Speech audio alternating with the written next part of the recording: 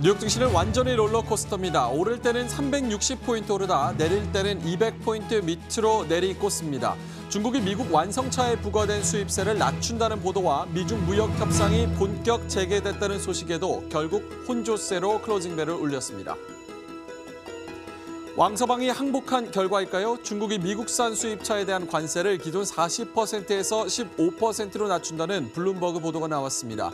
관심병 환자 트럼프 대통령도 트위터를 통해 무역 협상에서 상당한 진전이 있음을 미리 뽐냈습니다.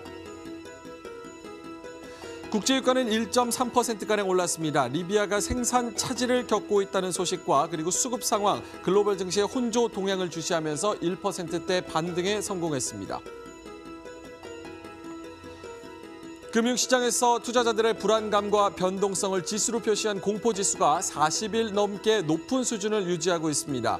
빅스지수가 이렇게 고공행진한 것은 2년 반 내 최장인데요. 이로 인해 투자자들은 알짜배기 종목 찾기에 열을 올리고 있습니다.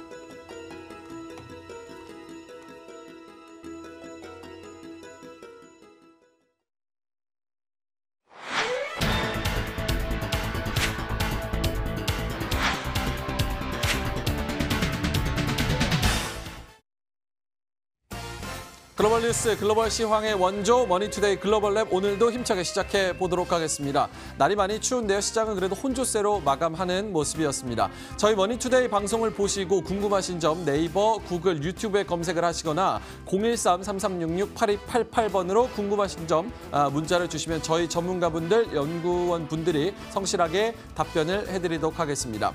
자, 오늘 뉴욕 증시는 롤러코스터 장세를 보였다 이렇게 표현을 해야 될 것 같습니다. 장 마지막까지도 엎치락 뒤치락 하면서 결국 하나는 마이너스권, 둘은 또 플러스권에서 거래를 마치는 모습이었는데요. 나스닥만 홀로 상승권이었습니다. 0.1%가량 올랐고요. 다우존스, S&P 500 0.04%, 0.2%가량 마이너스였습니다.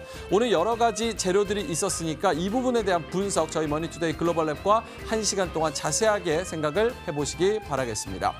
자, 이렇게 활발하게 움직인 특징주들 좀 살펴보도록 할 텐데요. 먼저 첫 번째로는 드레이퍼스입니다. 60%가량 올랐는데 세 종목 다 나스닥에 정식으로 상장돼 있는 종목이고요. 상승폭, 하한폭, 제한폭이 없다는 점 좀 참고를 해보셔야겠습니다. 백지수표 회사인 드레이퍼스는 60% 넘게 급등하는 모습을 보였고요. 나머지 두 종목은 바이오, 제약, 헬스케어 기업입니다. 오늘 58% 그리고 코어셉트가 32%가량 플러스권에서 거래를 마쳤습니다. 자, 외국인 투자자들이 생각하는 우리나라 벤치마크 지수, MSCI 한국 지수 살펴보도록 하겠습니다. 오늘 0.1%가량 하락했는데요. 오늘 증시가 상황이 엇갈리는 모습을 보이면서 MSCI도 0.1%가량 소폭 마이너스권에서 거래를 마쳤습니다. 삼성전자가 21% 가장 많이 구성이 되어 있습니다. 자, 다음은 나스닥에 상장되어 있는 퍼스트트러 지수는 0.8%가량 올랐네요. SK텔레콤이 4.5%, LG유플러스가 3.7%가량 포함이 되어 있습니다. 자, 글로벌 증시 시황 상황 살펴보도록 하겠습니다. 김민지 앵커의 시황센터입니다.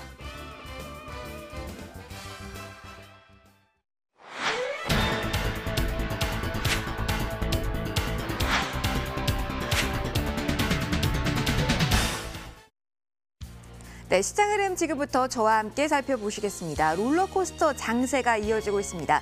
특히 미국 주식시장과 같은 경우는 오전장 그리고 오후장의 분위기가 완전히 다른데요. 그렇기 때문에 어떤 게 호재고 어떤 게 악재고 투자 심리 방향성은 어땠는지 꼼꼼히 체크할 필요가 있는 시점이 지금인 것만 같습니다. 지금부터 마감지수 저와 함께 꼼꼼하게 확인해 보시죠. 먼저 미국으로 갑니다. 미국 주식시장 오늘 장중의 변동성 상당했습니다. 먼저 마감이 어떻게 됐는지 보시면 거의 움직임 없는 구간에서 거래 마감이 됐습니다. 다우지수와 S&P 500 지수는 약보합권에서 나스닥 지수는 강보합권에서 오늘 거래 마감을 지었습니다. 오전장의 분위기 자체는 상당히 좋았습니다. 3대 지수 1% 전후의 강한 상승 흐름이 펼쳐졌는데요. 바로 무역 관련 이슈에 시장은 기대서 오전장에서는 움직였습니다. 중국과 미국이 무역 협상안과 관련해서 대화를 하기 시작했고 그리고 일정을 조율하기 시작했다라는 소식이 긍정적으로 읽혔습니다. 특히 블룸버그 통신 보도를 통해서 중국이 미국산 자동차에 부과하던 관세 40%에서 15%로 낮출 것이다. 이러한 보도가 나오면서 더욱더 투자자들에게 안도감을 줬다라고 보시면 되는데요. 하지만 이 호재에 움직이는 시장이 끝까지 가지는 못했습니다. 5일장으로 넘어오면서 트럼프 대통령이 셧다운이라는 단어를 꺼내면서 시장의 투자 심리 다시 한번 위축되기 시작했는데요. 지금 트럼프 행정부와 민주당 같은 경우는 국경 장벽 예산안을 놓고 팽팽한 줄다리기 중입니다. 이미 연장돼서 시한을 연장한 상태이기 때문에 하루빨리 답변이 나와야 됨에도 계속해서 지금은 힘겨루기만을 하고 있는 상황인데요. 트럼프 쪽에서는 이 예산안 50억 달러를 외치고 있는데 민주당에서는 13억 달러 이야기하고 있습니다. 갭을 좁히기는 쉽지 않은 상황이기 때문에 앞으로 이 리스크가 어떻게 주식시장에 반영될지 꼼꼼하게 보셔야겠습니다. 자, 오늘 장에서 혼재된 상황 속에서 그나마 선방하면서 마감이 됐다는 점 확인을 해보실 수가 있고요. 유럽으로 넘어가도록 하겠습니다. 유럽과 같은 경우는 악재가 아닌 호재에 집중한 가운데 거래가 마무리가 됐습니다. 일제히 상승하면서 거래 마감이 됐는데요. 범유럽 지수가 1.27% 올랐고요. 독일과 프랑스 증시 역시 나란히 1%대 오름폭을 기록을 했습니다. 역시 미국과 중국의 무역 전쟁이 격화되지 않고 풀릴 것이다. 이런 기대감이 우선적으로 나왔고요. 그가 하락에 따른 반발 매수세 유입도 있었습니다. 프랑스와 같은 경우는 내부적으로 정치적 리스크가 있었는데 마크롱 대통령이 감세와 임금 인상안을 내놓으면서 시위대 달래기에 나섰다는 점 역시 투자 심리 안정에 어느 정도 일조하는 모습이었습니다. 자, 아시아로 가보도록 할까요? 아시아 주식시장은 일본과 중국 좀 엇갈렸습니다. 일본과 같은 경우는 0.34% 내리면서 어제장 거래를 마감 지었는데요. 지난 3월 이후 가장 낮은 수준의 종가를 형성했습니다. 반면에 중국 상하이 종합지수 홍콩 이렇게 중화권 증시는 보다 위쪽으로 움직였다는 점 특징적으로 확인해 보실 수가 있는데요. 역시 무역 이슈에 더욱더 민감하게 중화권 증시가 반응했음을 확인을 해보실 수가 있습니다. 동남아시아로 가보겠습니다.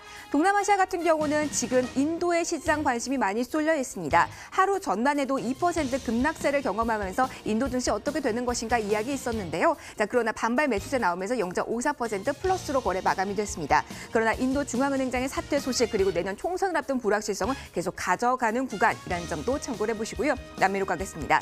신흥국의 움직임 전반적으로 큰 그림에서 확인을 해보시면 뚜렷한 방향성은 나오지 않았습니다. 멕시코와 증시는 1% 하락인 반면 브라질과 아르헨티나 증시는 소폭의 상승률 기록하면서 거래 마감된 것으로 확인이 되네요.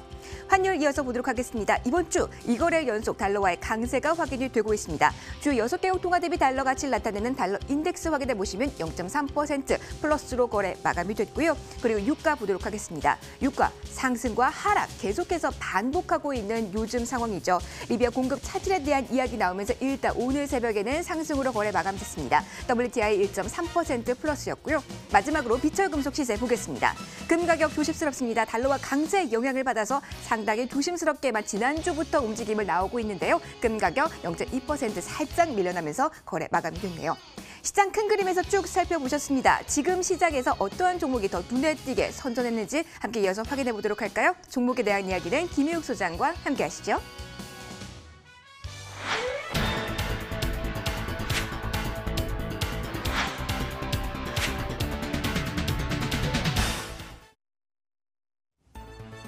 오늘은 12월 12일입니다. 우리나라 역사적으로 12.12 사태도 있었는데 오늘 이렇게 12.12인 만큼 좀 시장도 좀 헷갈리는 상황에 돌입을 하는데요. 물론 우리나라 국내 종목들의 저평가 메리트는 꾸준히 어필이 되고 있지만 외국인들은 여기에 동의하지 않는 것 같습니다. 그렇다면 현지에서 우리가 투자 아이디어를 찾아본다면 어떻게 될까요? 미국 현지의 투자 의견 변경 종목들 체크해 보겠습니다. 먼저 반도체 대장주로 꼽히는 마이크론 테크놀로지입니다. 골드만삭스에서는 중립의 의견을 유지하면서 목표 주가는 한 단계 내려잡았는데요. 그럼에도 불구하고 오늘 나스닥 지수 선전과 함께 마이크론은 1% 올랐습니다. 사실 월가의 투자 의견 중립이란 얘기는 사실상 매도 의견과 다르지 않은데요. 이번에 골드만삭스의 반도체 애널리스트 해리 토시아가 아시아 이 반도체 생산 기업들 25개를 투어를 하고 와가지고 낸 보고서에 보니까 메모리, 하드디스크, 반도체, GPU 전체적으로 성장 내지는 생산량 둔화가 포착이 됐다. 그런 차원에서 이제 마이크론 테크놀로지를 필두로 해서 웨스턴 디지털, 엔비디아에 대해서 모두 목표가 하향 내지는 다운그레이드를 했습니다. 우리나라에는 이제 반도체 대장주 삼성전자와 SK하이닉스가 있겠는데 우리는 이 반도체 업황 둔화에 대한 어떤 악재를 충분히 선반영하고도 남는 정도의 현재 주가대에 있기 때문에 오히려 이전 날 삼성전자와 SK하이닉스는 매력 발산의 계기가 될 수도 있다. 외국인들이 이 얘기를 꼭 인정해줬으면 좋겠다는 바람입니다. 다음 종목입니다. AT&T입니다. 우리로 치면은 뭐 KT 같은 우리 한국통신 전신이죠. 이거는 이제 아메리칸텔레콤인데요. 시티글로벌마켓증권은 중립에서 매수로 투자 의견을 한 단계 올려잡았습니다. 다른 게 아니라 5G 마케팅에 집중하고 있는데 AT&T가 5G에 있어서 다른 데보다 이니셔티브가 있다, 이런 걸 인정한 거고요. 거기다가 이제 통신주가 올해 들어서 여러 가지 이제 좀 부침을 겪었는데 그럼에도 불구하고 이제 연말에 좀 관심 가져볼 만한 종목 중에 하나다라면서 AT&T를 투자 의견 상향했습니다. 오늘 AT&T는 그럼에도 불구하고 0.7% 하락했고요. 우리나라의 대표 통신사 KT와 SK텔레콤이 되겠습니다.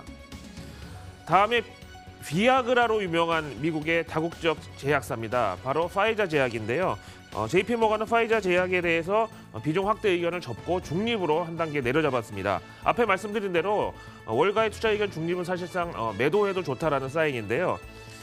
일단 이제 파이자 같은 경우에는 다른 바이오나 제약주 마찬가지로 올 초에 이제 한번 약발을 받았다가 이제는 조금 둔화 사이클에 들어간다. 다시 언제 그럼 상승 추세로 복귀를 하느냐? 2020년도 내후년. 그러니까 그때까지는 약간 비중을 줄이면서 수익을 실현하는 게 좋다, 이런 의견을 냈습니다. 대신에 목표가는 $46로 고수하면서 완전히 기대를 버리진 또 말아라, 이런 식의 좀 이중적인 투심을 나타냈네요. 오늘 12월 12일 아침 월가 현지의 투자 의견 변경 종목들 살펴보셨습니다.